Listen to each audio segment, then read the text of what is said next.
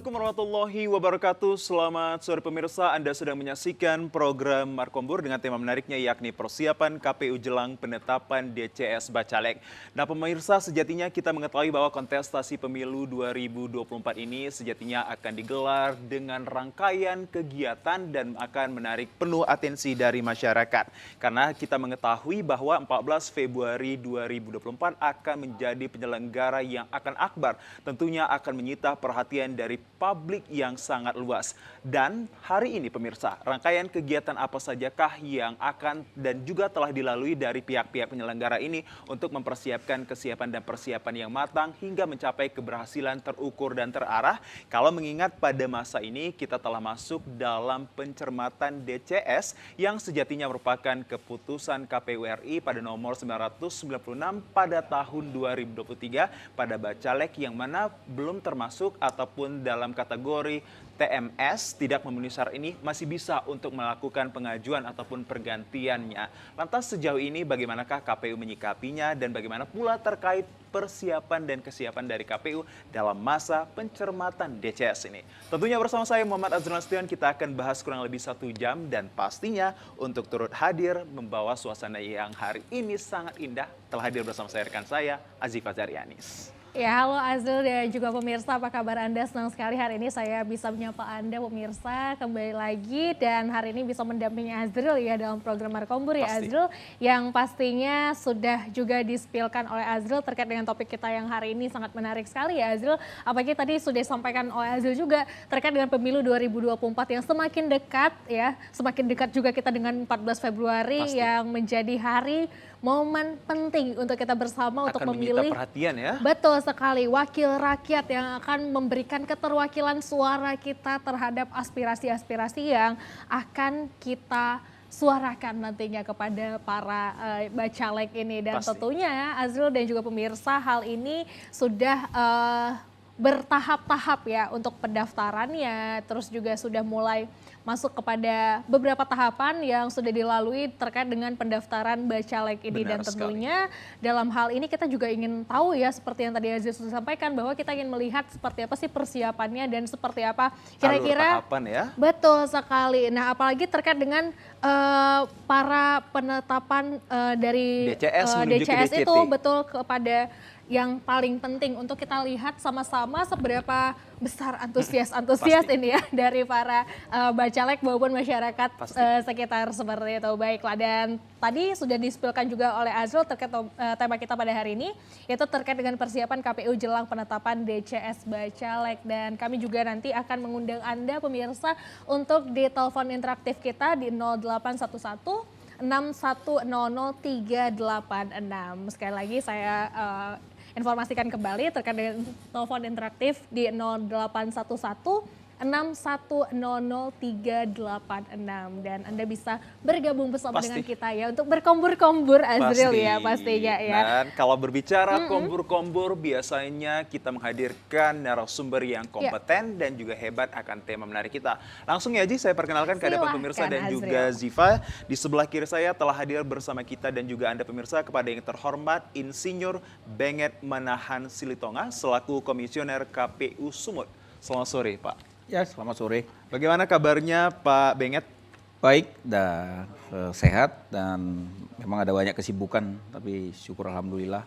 Alhamdulillah, tetap memberikan yang terbaik dan juga menyempatkan waktunya hadir ke Studio 2 TVRI Sumatera Utara. Kita patut apresiasi dan juga ucapkan terima kasih atas kesibukan Bapak telah menyempatkan diri untuk hadir. Dan seharusnya ada satu lagi nih Ziva. Betul, ini misteri guest Azrul. Nanti kita akan umumkan setelah ini, nanti kita ngobrol-ngobrol dulu sama Pak Benget. Kita akan interogasi Pak Benget deh ya. Will be someone sitting next to Azifah ya. Betul. Siapa yang akan duduk ini misteri guest? Siapa yang akan menjadi misteri guest? Anda tunggu sebentar lagi sampai kursinya terpenuhi pemirsa. Baik, dan kita langsung aja kita interogasi langsung ini Bapak KPU yang saat ini sedang sibuk sekali ya dengan persiapan-persiapan untuk terkait dengan tahapan pemilu 2024 terkait dengan fase untuk pendaftaran bacalek DPRD Sumut dan juga Kota Medan, dan tentunya kita ingin tahu ya seberapa jauh sudah nih tahapan-tahapan yang sudah dilalui nih. Barangkali boleh diinformasikan ini Pak Benget kepada pemirsa di rumah. Ya, jadi kalau dalam kerangka hukum pemilu ya, Undang-Undang Nomor 7 Tahun 2017, bagaimana diubah juga dengan Undang-Undang lewat Perpu. Tahapan pemilu itu ada 11 ya. Jadi dari 11 ini kalau kita sekarang bertitik pijak pada saat ini kira-kira sudah mencapai 70 ke 80% ya. Ada 3 unsur dari penyelenggaraan pemilu yang terpenting. Pertama, adakah penyelenggara pemilu? Sudah, ada KPU dan jajarannya sampai ke bawah. Bawaslu pengawas dan DKPP. Kemudian, sudah adakah pemilih? Untuk apa ada penyelenggara nggak ada pemilihnya? Tidak semua penduduk bisa jadi pemilih. Pasti. Mereka yang terdaftar. KPU telah menetapkan daftar pemilih tetap kemarin di bulan Juli ya. Sejumlah 204 juta ya seluruh Indonesia, dalam dan luar negeri.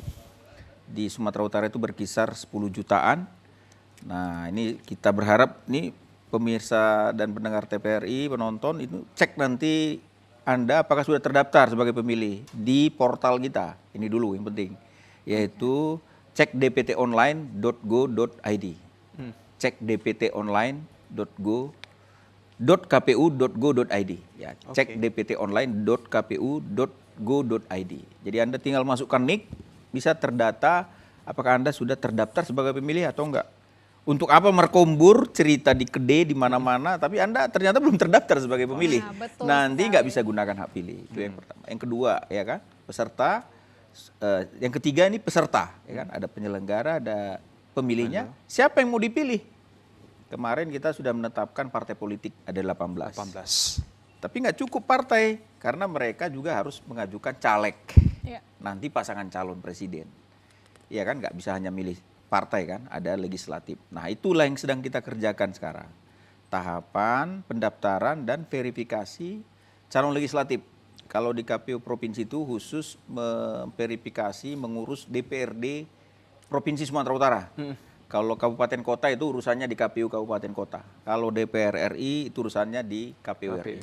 Artinya tidak ada intervensi ya Pak? Kalau untuk Sumut tidak ada intervensi Kota Medan, itu beda tidak sendiri ada, ya Pak? masing-masing punya kewenangan sesuai dengan tingkatannya. Kan DPRD Kota Medan kan memang ke KPU Kota Medan. Nah untuk Sumatera Utara kita ada 12 dapil ya. 12 daerah pemilihan, ada jumlah kursi yang diperebutkan itu 100. Jadi ada 100 kursi yang diperebutkan. Dari total keseluruhan Pak? Dari total kursinya itu 100 kursi. Kan jumlah anggota DPRD Sumatera Utara 100. Nah, sekarang berapa yang mencalon caleg? Nah, dari 18 partai politik itu kemarin yang mengajukan calegnya itu, kan partai itu bisa mengajukan sejumlah maksimal kursi yang diperebutkan di dapil itu. Jadi ada partai yang maksimal mengajukan, ada yang di bawah. Lebih nggak boleh. Jadi kalau misalnya di satu dapil Sumut 1 misalnya, kursi yang diperebutkan 10, maka tiap partai hanya boleh mencalonkan 10 caleg di dapil itu. Nggak boleh 12. Di bawah 10 boleh, kalau kurang boleh, lebih nggak boleh. Nah itu kan mendaftar kemarin 1.700-an. 1.720 ya? Dari 18 partai. Tadi berapa Pak? 100 kursi ya Pak? Jadi udah pasti kalah 1.600. Eliminasi langsung. Cuman yang membuat pemilu kita menarik, kita belum tahu siapa yang kalah ini kan gitu. Jumlahnya udah tahu. Siapa yang kalah itu belum, maka itulah nanti dalam proses pemilu ini. Nah kami KPU Provinsi Sumatera Utara saat ini di dalam tahapan pencalekan sudah pada tahap pencermatan DCS, daftar calon sementara. Yang berlangsung 6 sampai 11 ya Pak? Benar, tanggal 6 sampai 11 Agustus. Jadi setelah kita terima kemarin ya di bulan Juni, kita verifikasi ya, verifikasi administrasi, ada rentang waktu berapa lama itu, kemudian hasilnya kita kirimkan ke partai. Siapa ini yang BMS belum memenuhi syarat, siapa yang sudah MS. Yang BMS ini supaya dilengkapin, diperbaikin, boleh diganti sama partai pengusung. Ya. Nah mereka berikan lagi, di masa perbaikan ajukan lagi. Dengan perbaikan-perbaikan. Itu sudah kita lewati ya, kita cek lagi, dan sekaranglah masa pencermatannya. Pencermatan menuju DCS. Jadi ini DCS ini adalah tahap terpenting sebelum daftar calon tetap. Kalau daftar calon tetap itu nanti sudah definitif. Daftar calon tetap itulah nanti yang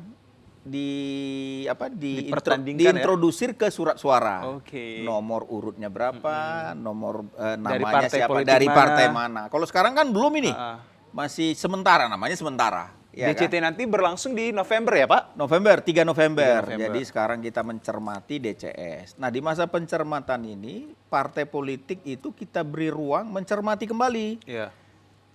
Kemarin hasil verifikasi kita itu ya, yang TMS kita kirimkan, dia cermatin. Dia boleh mengganti, bisa mulai melengkapi dokumen yang kurang, boleh mengganti si calon, atau bertukar daerah pemilihan. Oke. Boleh. Boleh ya Pak. Tapi atas persetujuan, kalau dia mengganti caleg, persetujuan Dewan Pimpinan Pusat Partai. Nah, ini yang kita tunggu nanti sampai tanggal 11. 11. Setelah itu, dokumen-dokumen perbaikannya, kalau ada yang digantinya harus menyertakan dokumen baru. Kembali. Ke caleg yang baru itu, kita cek lagi.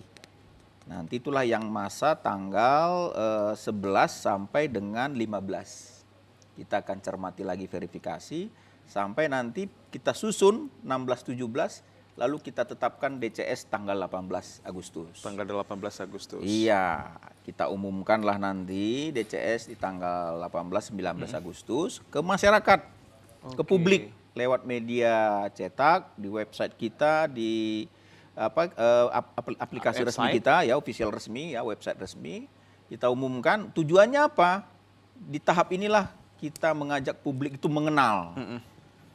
Memelototin, oh inilah daftar calon sementara di dapil saya, misalnya Sumut 1 itu kan Medan, ya kan Medan, ini kan dibagi 2, di Sumut 9 Toba, di Sumut 7 Nias, Sumut 8, Sumut 9, itu nanti masyarakatnya silakan ngecek, ya memeriksa, oh ini Sianu jadi Kayak caleg, pernah kenal gitu ya Pak? kenal enggak? Oh saya punya catatan nih, ini jangan-jangan nih dulu ini ada masalahnya.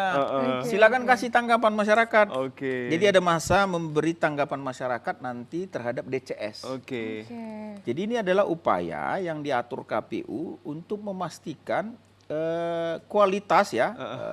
Para caleg ini memang sudah lewat proses partisipasi publik. Sudah ikut mengawasinya, melihatnya ya. Jadi jangan hanya milih di TPS. Setuju. Dan sejak sekarang kenal. Oh, seperti tadi. Oh, jangan-jangan ketika mendaftar nggak ada masalah. Ternyata dia punya masalah. Kalau yang berimplikasi kepada kapasitas dia sebagai caleg. Pasti. Ya kan ada masukan masyarakat.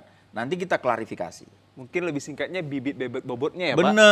Benar. Kan ada saja. Kita kan ini memilih calon-calon pemimpin. Setuju. Yang akan melahirkan regulasi, peraturan, perda, mengatur legislasi kita, mengatur anggaran kita. Pasti.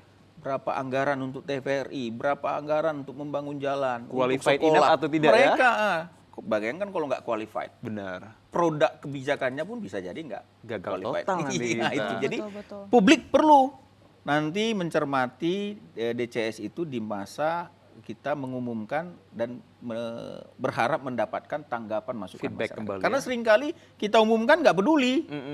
Nah, nanti kalau boleh TVRI nanti ngundang lagi di masa DCS. Wah kan kita akan bisa sampaikan supaya publik ini rame-rame melototin para calon perwakilan dia Benar, di benar. daerah pemilihan itu. Bayangin nanti kalau nggak tahu, nggak kenal, Tiba-tiba harus milih ya, harus Pak? milih, bingung. Kan Benar. lebih bagus, oh ini si Anu, oh Oke. ini kurang ini. Kayaknya ini dia ada masalah ini kemarin. Nah misalnya, itu nanti silakan. Tapi kita akan klarifikasi. Kita nggak ujuk-ujuk juga langsung terima surat segala macam. Kita klarifikasi. Ada metodenya, kita klarifikasi, konfirmasi ke partai. Caleg yang kamu ajukan nih ada tanggapan masyarakat. Baik. Gimana ini bos, Pak, Ibu, pimpinan partai, tolong benar nggak ini? Misalnya ijazahnya ini katanya begini, atau ini ada tindakan hukum yang pernah dialaminya, gimana ini? Baik. Nanti partainya akan memanggil yang bersangkutan, klarifikasi, ukurannya terbukti, kami gantilah. Baik. Ya kita proses lagi sebelum DCT. Jadi kita berharap DCT itu adalah benar-benar sudah para calon yang dihasilkan dari proses seleksi administratif dan juga seleksi partisipasi publik. Sebelum nanti dipilih di Baik. TPS, TPS di bilik suara. Oke, di 14 Februari nanti ya, Pak. Setelah dia kampanye, ya kan? Gitu. Bisa dikatakan Kira-kira gitu. bahwa dari KPU ini juga memberikan kesempatan seperti ruang publik untuk bisa benar. mengenal langsung kualitas dan qualified dari seorang kandidat yang bisa mewakili masyarakat dalam menggelorakan suara-suaranya. Sebelum kita lebih menjauh, Ziva dan juga pemirsa, saya ingin mewakili pemirsa ini Pak bertanya bahwa dalam setiap verifikasi administrasi perbaikan ini, siogianya seperti kayak tertuang pada keputusan KPU RI nomor 996/2023 ini memberikan ruang bagi partai politik ataupun bacaleknya ini untuk bisa menukar ataupun mengganti lagi. Nah, saya ingin mendapatkan poin-poin ataupun temuan-temuan dari Bapak ataupun pihak-pihak orang Bapak di KPU ini, hal-hal apa saja yang menjadi temuan untuk bisa dilakukan perbaikan ataupun tidak kelengkapan sehingga masuk TMS kah mereka masuk ke MS gitu, Pak? Jadi kan syarat menjadi legislatif ya, seorang menjadi anggota DPR itu lumayan banyak diatur di undang-undang kita. Mulai yang sifatnya normatif sampai yang kualitatif ya. Yang normatif misalnya warga negara Indonesia. Usianya telah berusia 21 tahun kan. Baru berpendidikan serendah-rendahnya SLTA atau sederajat ya. Banyak sekali yang harus dipenuhinya. Nah, itu yang kemudian kita periksa di dalam dokumen persyaratan yang diserahkan melalui partai. Misalnya tentang usia, kita cek benar nggak sudah melewati usia ambang batas usia paling rendah kan, paling minimal. Kalau maksimal usia? Nggak ada maksimal, nggak ada maksimal. Yang diatur adalah yang paling rendah. Telah berusia 21 tahun. Nah, kemudian kita cek yang biasanya itu sering rame itu ijazah. Yang diminta adalah legalisir fotokopi ijazah SMA atau sederajat. Nah, kalau dia di dalam surat formulir pencalonannya, kan ada surat pencalonannya, dia misalnya mengajukan dia seorang doktor. Kan ijazah yang dipersyaratkan tadi paling rendah SMA. Tapi dia di dalam pencalonannya menyebut bahwa beliau itu doktor. Maka dia harus mencantumkan ijazah S3-nya. Fotokopi legalisir S3-nya. Kita cek lagi itu. Benar nggak? Iya. Legalisir fotokopinya benar diteken oleh pihak berwenang nggak? Kalau dia universitas, universitasnya benar. Kalau dia lembaga pemerintah yang lain yang diberi kewenangan, kita cek. Seperti itu. Jadi ada banyak yang kita periksa, belum lagi soal ijazah ini ada banyak variannya. Ada yang sekolah itu di bawah naungan dinas pendidikan. Tapi ada juga sekolah-sekolah agama yang di bawah naungan departemen agama kayak Kemenak. Itu misalnya madrasah, macam-macam. Jadi ini nggak mudah, publik aja merasa ini gampang ngecek SMA. Kita nggak, kita ini varian ijazah itu banyak sekali. Kita harus pastikan ini benar sederajat SMA nggak. Kita cek ke pihak yang berwenang, oh Pak, iya benar. Karena yang berhak mengatakan itu bukan KPU. KPU kan nggak ngerti nih sederajat atau enggak. Maka yang kita minta adalah legalisir fotokopi ijazahnya. Bahwa arti legalisir kan dia mengesahkan itu. Setuju Pak. Maka kita cek. Nah, itulah yang dilakukan, bayangin untuk 1.710 caleg. Nah, itu yang dilakukan oleh KPU. Memang kita menggunakan sistem informasi pencalonan Silon untuk makin memudahkan itu. Nah, untuk makin memudahkan juga bagi Anda pemirsa, saya dan juga Jipa untuk memenuhi terkait tema kita telah mengundang seorang akademisi yakni Bapak Dr. Sohibul Ansor. Assalamualaikum, selamat sore Pak. Saya mohon maaf, Pak.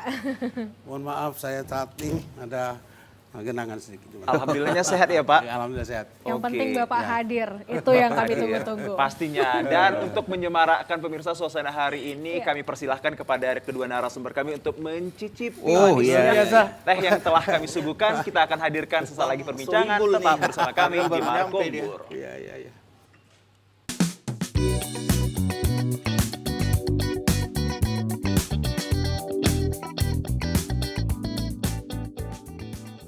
Ya pemirsa, terima kasih Anda masih bersama kami dalam acara Markombur, tentunya dengan tema menariknya yakni persiapan KPU jelang penetapan DCS Bacalek. Dan hari ini telah lengkap narasumber kami, yakni telah hadir bersama kami seorang akademisi, Bapak Dr. Sohibul Ansor. Dan langsung kita akan bertanya terkait persiapan KPU jelang penetapan DCS Bacalek. Pak, selaku akademisi melihat seluruh rangkaian kegiatan dari penyelenggaraan pemilu itu dimulai dari Mei hingga saat ini, yakni masa pencermatan DCS. Bagaimana Anda selaku akademisi menyikapi dan melihat setiap alur tahapan yang ada? Pertama saya ingin mengingatkan aja kepada KPU supaya lebih teliti. Jangan ada kelengahan sehingga terloloskan sesuatu yang tidak benar. Ada beberapa kasus soalnya, bukan legislatif ya, misalnya itu salah seorang di antara kepala daerah maju gubernur dinyatakan dia sebagai tidak punya ijazah. Oke. Itu pidana, tapi pidananya nggak lanjut. Last period bukan sih? Ya? Yang kemarin ya? Iya. Tahun sebelumnya? Iya. Sebelum-sebelumnya juga gubernur kita sini nggak punya ijazah, kok bisa jadi gubernur? Itu berarti cara di KPU melihatnya. Itu serius betul itu ya. Apalagi ini masif. Benar. Masif. Berapa banyak itu? 20.462 se-Indonesia. Dan sebagiannya ada pada wewenang Pak Sri Tonga dalam apa dia. Jadi mesin mereka ini betul-betul memiliki semacam kecermatan untuk tidak meloloskan itu. Saya bertemu dengan teman-teman yang jajaran beliau nih dari daerah. Ya hanya ketemu karena kangen, tapi dia ngapain sini? Ada begini Bang. Oh ya, satu saat masalah itu saya bilang.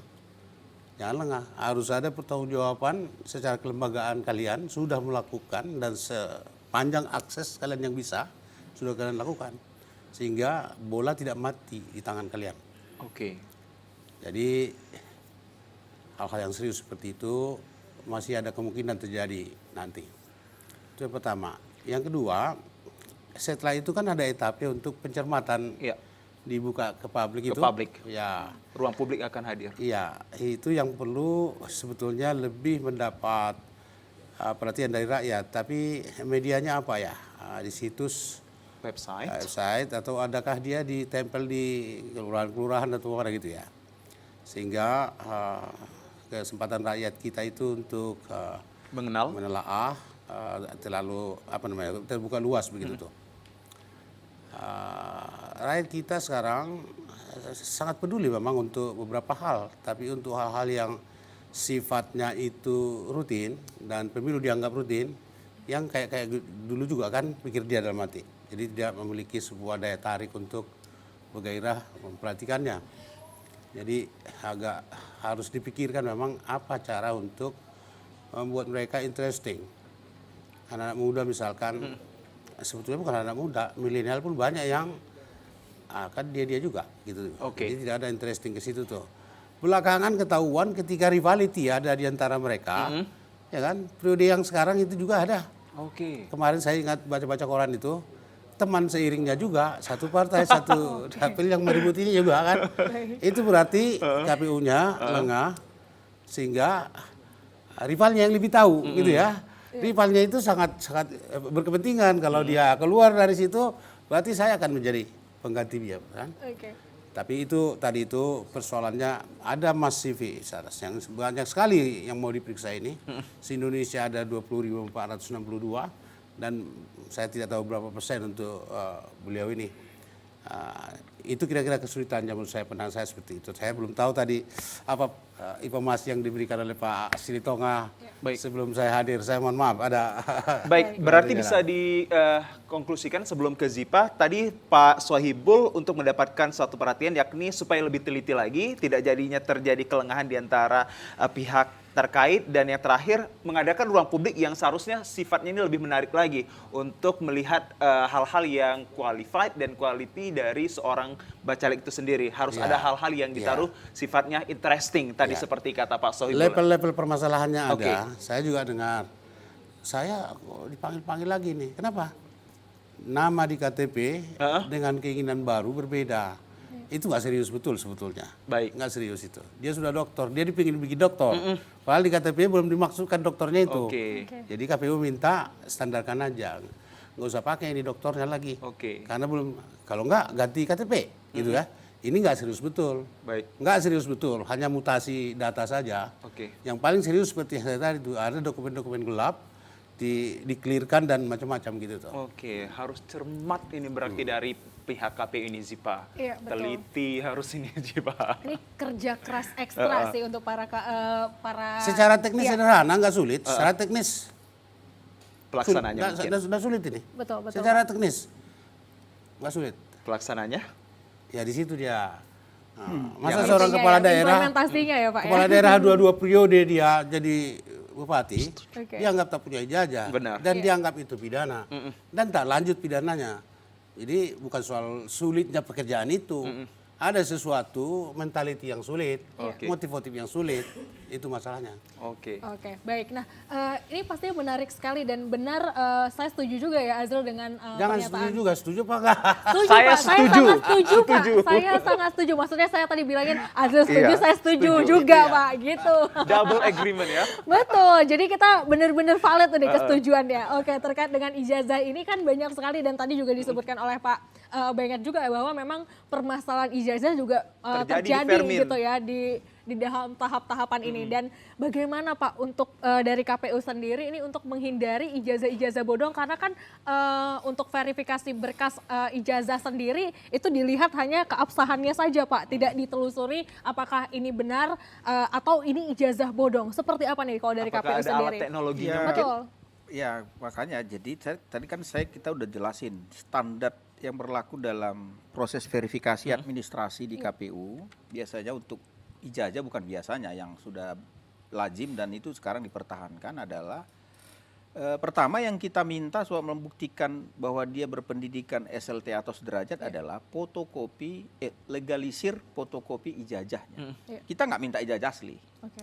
Nggak ada urusan KPU dengan ijazah asli. Betul. Karena kita juga nggak bisa bedakan yang mana yang asli yang palsu. Itu nggak keahlian kita, ya kan? Itu forensik. Setuju. Nah yang kita bisa cek adalah kemudian legalisir ini benar nggak diterbitkan pejabat yang berwenang. Itu yang kita cek. Benar, sah nggak? Ya kan? Sampai di situ. Jadi ada limitasi juga yang dikerjakan KPU. KPU kan juga bukan lembaga investigasi Mendalam. yang bisa apa ya sampai kemana-mana dengan ribuan caleg kan. Betul. Nah makanya sangat ditentukan kemudian para calon itu objeknya yang diberi apa, objek untuk pemenuhan syarat pendidikan itu apa yang diberikannya, Ya. kan sangat tergantung. Kalau dia salah memberikan legalisir ya bisa salah dia, bisa saja salah legalisirnya, tapi benar sekolahnya, benar di sekolah. Kan dua hal yang berbeda. Betul, Pasti. betul. Ya, bisa dibedain ya. Ini masyarakat juga harus tahu. Jadi jangan disimplifikasi gitu, ya. Jadi bisa saja di satu event dia memberi objek itu dokumen yang berbeda dengan objek yang diberikan ke tempat lain. Ya, bisa aja. Bedanya di mana? Di sini beda melegalisir, di sana beda orangnya melegalisir. Iya. Kenapa? Kasusnya misalnya sekolahnya tutup. Operasional Oke. tutup. Di satu tempat dia kasih legalisirnya, sekolahnya masih meneken. Yang lama, karena kan nggak ada expirednya legalisir, nggak ditentukan, nggak disebut harus terbaru. Iya. Yang penting legal. Leges, Ya, Pak. jadi sepanjang dia basah ya, itu oke. Tapi kemudian ada orang stoknya habis. Kembali Ya lagi. kan biasa kan kita kan Benar. kalau sekolah Setuju, stok Pak. 10 biji. Saya juga mengalami. Betul, Nanti kalau kasih lamaran-lamaran, habis lagi. Kembali lagi hilang datang. ijazah, pergi ke tempat lain. Kan misalnya begitu, ke dinas. Kan orangnya berbeda melegalisir. Iya, betul. Seperti itu, jadi ada banyak varian dalam masalah ini. Benar, tuh tadi bilang Mas Sohibul, kita harus cermat. Kecermatan itu, karena itu tadi, karena banyak varian dan itu objek pemenuhan itu sangat berbeda. Itu tadi, ada yang ngasih sekolah agama, pesantren. Pesantrennya ini diklaimnya sederajat dengan SMA. Nah, gimana kita mau cari itu? Maka kita siapa yang meleges? Dinas Kementerian Agama. Kemenak kah? Betul. Atau Dinas Pendidikan? Pendidikan. Situ. Siapa yang berwenang? Kan ada sekolah-sekolah yang di bawah Dinas Kemenak kan. Ada, Nah, ya, seperti ada itu. dua Jadi bagian. kalau kita tanya ke Dinas Pendidikan nggak tahu dia, Pak. Kami nggak bisa ini, nggak ngerti. Oke. Nah yang kedua dalam konteks itu karena kita butuh kecermatan, kehati-hatian dan kompetensi, maka kita kan juga melibatkan di tim verifikasi kita instansi luar. Oke. Di dalam tim verifikasi itu yang kompeten, yang berwenang, maka kita libatkan Dinas Pendidikan dari Kemenak, dari kepolisian ngecek SKCK. Ini kan ada juga yang nakal-nakal SKCK-nya jadi problem di kemudian hari kan. Benar. Kemudian Yang dipidana ya Pak harus ada 5 iya, tahun. yang surat keterangan tidak dipidana. Jadi kita libatkan unsur-unsur dari instansi yang menerbitkan ini untuk memudahkan kita. Jadi kalau biasanya kalau teman-teman dari Dinas Pendidikan tuh kalau sekolah-sekolah yang umum ya, yang standar dia udah terus tahu itu. Oh, ini Pak. Tapi udah agak aneh, udah agak lain, ya dia, Pak ini perlu dicek nih kayaknya. Jadi kita terbantu, itu cara kita untuk tadi yang dibilang Bang Sohibur tadi, supaya cermat. Teliti. Jadi kecermatan itu memang bisa berimplikasi membuat orang jadi tidak memenuhi syarat. Iya. Bisa tidak memenuhi syarat dan akhirnya menjadi rame ya. Sudah disinggung kan waktu yang lalu terjadi itu. Iya, betul Pak. Karena banyak orang nggak paham yang diberinya di satu tempat sebelumnya itu berbeda objeknya dengan yang diberinya ketika mendaftar di pilkada yang lain ini. Ya dikirain sama misalnya itu kan. Jadi kita jelasin semua, akhirnya baru mengerti. Jadi artinya pemenuhan ini sekali lagi pemirsa pendengar harus memahami yang dipersyaratkan itu yang dipenuhi adalah legalisasi fotokopi ijazahnya. Jadi kalau udah dileges itu berarti kan kita menganggap benar. Benar. Kalau itu dilakukan pejabat berwenang.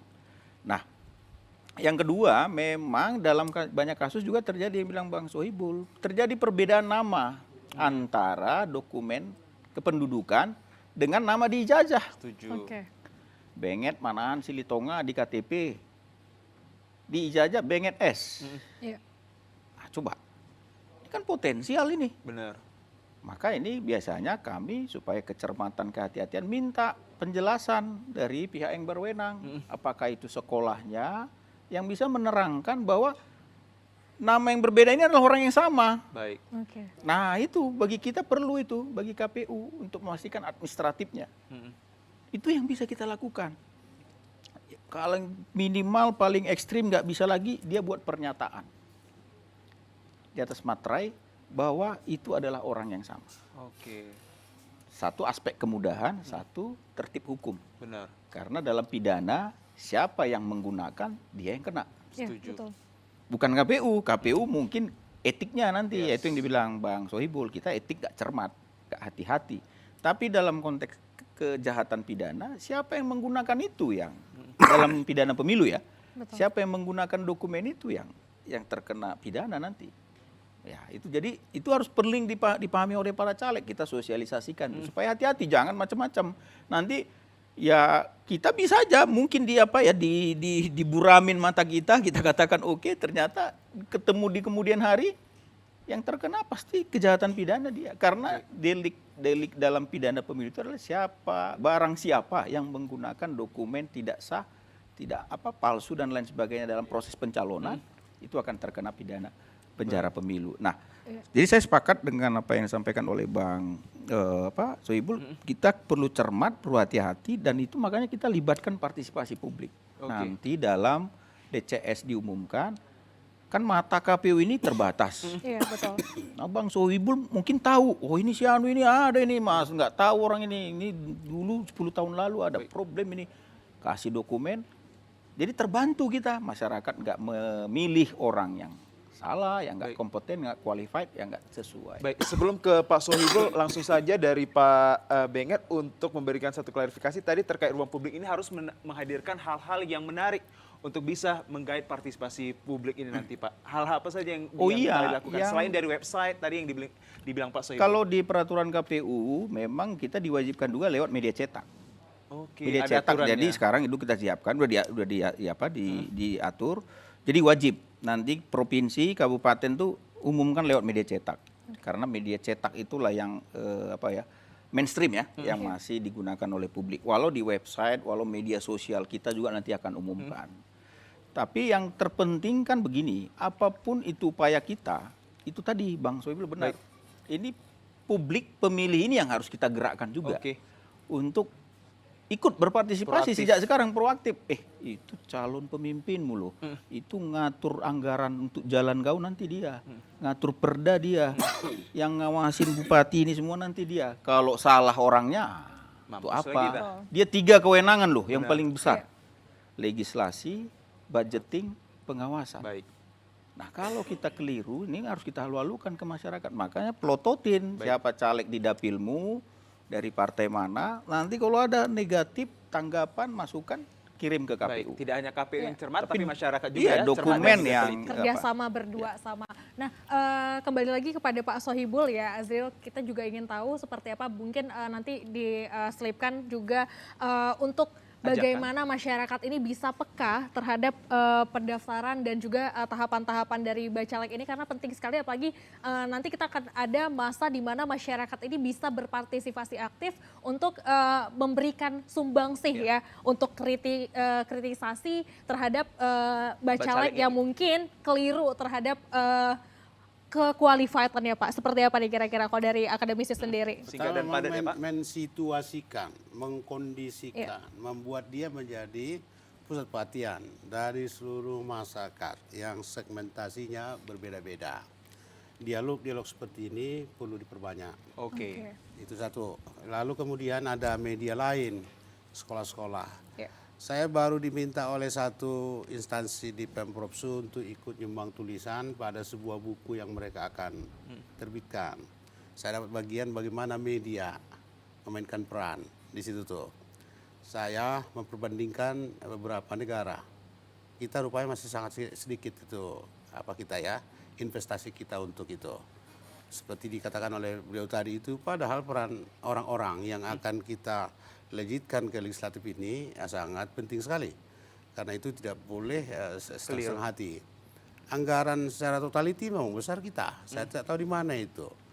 Apakah dana yang dari KPU itu kita minta lebih banyak lagi porsinya ke pendidikan itu, saya tidak tahu persis. Tapi perlu ada duduk bersama di antara beberapa pihak itu. Sangat kecil porsi perhatian kita dilihat dari anggaran yang ada untuk sosialisasi itu. Padahal kita tahu di negeri-negeri seperti kita ini ada sebuah kekecewaan yang cukup mendalam menyaksikan etape demi etape politik itu. Setuju. Tidak cukup menggembirakan bagi mereka hasilnya. Karena itu mensituasikan ini sekali lagi penting, dan media TVRI kombur-kombur teruslah. Diperbanyak kombur ini, kalau bisa 2 kali dalam 1 pekan. Kombur mengenai Pergelar politik. pemilu ini ya? Ya, menghadirkan mungkin tokoh-tokohnya, tokoh biasa saya dibawa di tukang sate atau apa. Jadi ada identifikasi diri oleh orang-orang yang berada dari sektor-sektor lain. Kalau KPU kan memang urusan dia, kata rakyat. Akademisi memang omongannya seperti itu. Tapi kalau tukang beca yang dibawa ke sini atau tukang jual buah, itu akan ada generatingnya itu kepada gerak orang lain itu. Baik, sebelum kita menutup perjumpaan kita, tanpa terasa juga kita sudah berada di segmen akhir. Telah banyak kita memberikan informasi pada masyarakat. Singkat dan padat untuk ajakan Anda terhadap penyelenggara pemilu ini tetap diawasi oleh masyarakat seperti apa? Singkat dan padat. Pertama, sesungguhnya soal ijazah itu dalam pikiran filosofi saya tidaklah begitu penting. Bukan itu yang penting, karena tidak ada linearitas antara kapasiti orang dengan ijazah. I agree. Nah, yang penting sebetulnya apakah dia punya keaslian data dengan keberadaan diri sendiri. Kalau Azril sebutlah di Azril, bin Anu lahir di mana itu aja. Soal ijazahnya itu sebetulnya relatif. Indonesia terlalu ger mengenai itu, padahal nggak ada artinya itu. Keabsahan dan keaslian yang sangat perlu untuk iya, ini ya. Nggak usah dipersyaratkan tuh ijazahnya itu. Baik. Banyak kali kasusnya, sehingga orang mengejar-kejar status ijazah. Masalahnya undang-undang mengisyaratkan. Makanya undang-undang itu nggak serobah, filosofinya nggak benar itu. Oke, itu dia tadi Nggak benar akademisi. itu. Singkat dan padat Di Amerika itu semua orang dokter situ, nggak pernah disebut dokter. Baik, setuju. Dari Yang Pak Benget, Pak, singkat dan padat legislator itu. ajakannya terhadap masyarakat untuk proaktif akan persiapan KPU ini.